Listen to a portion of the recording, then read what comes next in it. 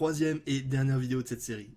Dans la première vidéo, on a vu tout ce qu'il faut savoir pour utiliser Notion dans son utilisation la plus basique. Comme un wiki, une base de connaissances, un intranet, un outil de prise de notes, bref.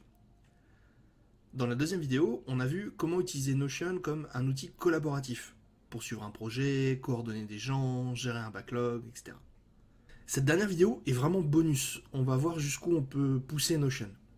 Allez, c'est parti.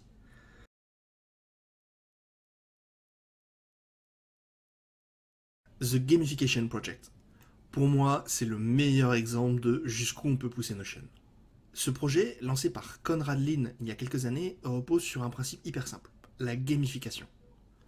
En gros, adopter quelques règles des jeux vidéo dans sa vie de tous les jours ou au bureau, penser en termes de missions et de quêtes, s'accorder des récompenses, jouer et mener ses missions avec ou contre d'autres personnes.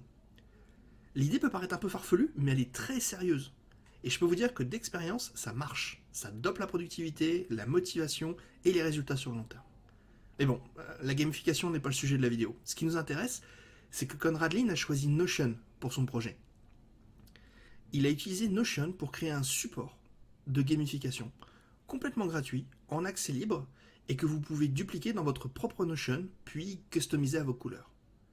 Ensuite, vous pouvez commencer votre aventure, votre jeu vidéo, avec vos objectifs, vos quêtes et vos récompenses. Pourquoi je vous parle de ça? Parce que si vous voulez vraiment comprendre jusqu'où on peut pousser Notion, je vous recommande de mettre les mains dans le sien. Vous allez y trouver d'abord des tas d'idées de mise en page, et ensuite, vous allez aussi trouver des idées de fonctionnement pour des projets plus classiques. Par exemple, la manière dont il utilise cette table pour gérer les quêtes peut vous inspirer pour le suivi de vos propres projets. Voilà pour ce qu'on peut faire directement à l'intérieur de Notion.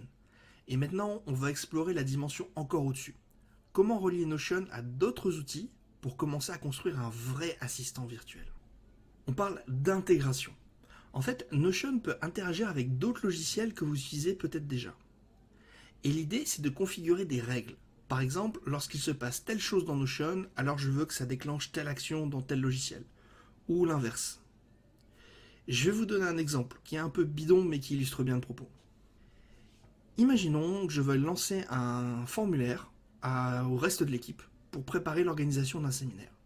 J'ai fait ce formulaire sur Google Forms et je lui demande l'adresse email de chaque participant, je leur demande quelles activités les intéressent et je leur demande s'ils sont motivés pour organiser l'événement. Google Forms me permet de créer facilement un Google Sheet qui va être rempli automatiquement avec les réponses du Google Forms. Mais en fait, ça m'arrange pas trop. Je veux avoir les réponses sur Notion et j'ai pas l'intention de revenir régulièrement faire des copier-coller entre les deux. J'ai un peu autre chose à faire. J'ai donc une table sur Notion avec exactement les mêmes propriétés que mon formulaire et j'aimerais bien qu'elle se remplisse automatiquement à chaque fois que quelqu'un remplisse le Google Form. Et bien, je peux faire ça. Il existe des solutions, par exemple Zapier ou Automate.io qu'on va utiliser dans cet exemple, qui permettent de relier entre eux Notion et les différents logiciels. Dans Automate.io, par exemple, je vais créer un nouveau bot. Le point de départ, c'est mon Google Form. Je veux que cette action, cette règle se déclenche à chaque fois qu'une nouvelle réponse est ajoutée dans la spreadsheet qui dépend de mon Google Form. Je vais lui indiquer quelle est la spreadsheet et lui indiquer quel est l'onglet à utiliser. Et Automate.io me résume, voilà les informations que moi je peux obtenir. C'est mon déclencheur, mon trigger. Ce que je veux maintenant, c'est qu'à chaque fois que ce trigger se déclenche, il y ait une série d'actions qui suivent. La première, c'est dans Notion. Ce que je voudrais, c'est qu'à chaque fois que quelqu'un complète ça, je veux aller ajouter une ligne dans une table sur mon Notion. Je vais lui préciser la table qui m'intéresse et je vais définir ce que je veux qu'elle remplisse. À l'intérieur de la carte, je vais lui mettre par exemple un petit passage qui m'explique que la source, c'est automate.io. Je veux que dans la colonne question 1, il me mette la question 1 du formulaire. Dans la colonne qui indique la date à laquelle le form a été rempli, pareil. L'email, ainsi de suite.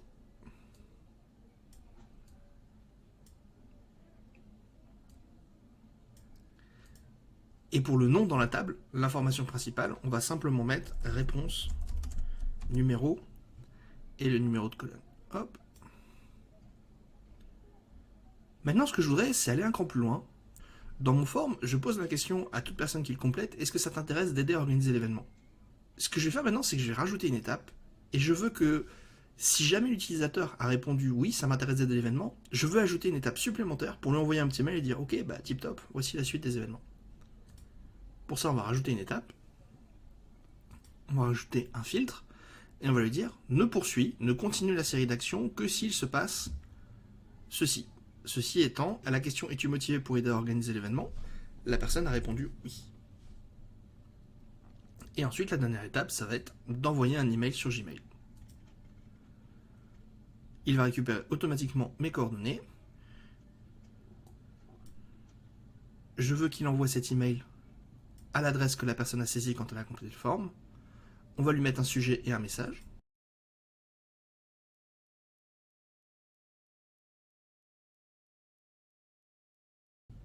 Et voilà le travail.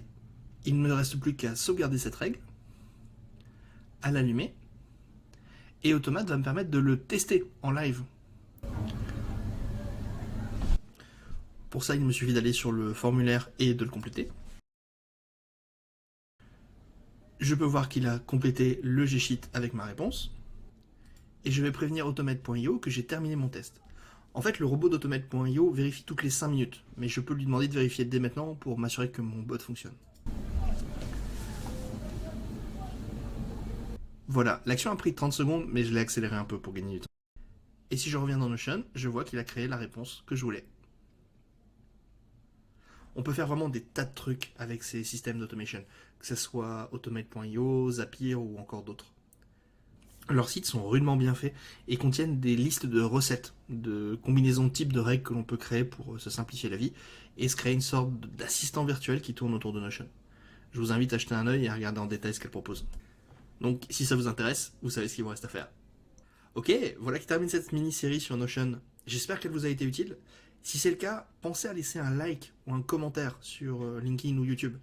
J'ai besoin de vos réactions pour savoir si ça vaut le coup de continuer à créer des contenus sur ce sujet ou s'il vaut mieux que je passe à un autre sujet.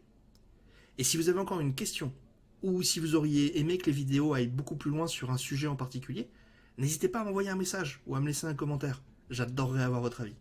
Voilà, à une prochaine.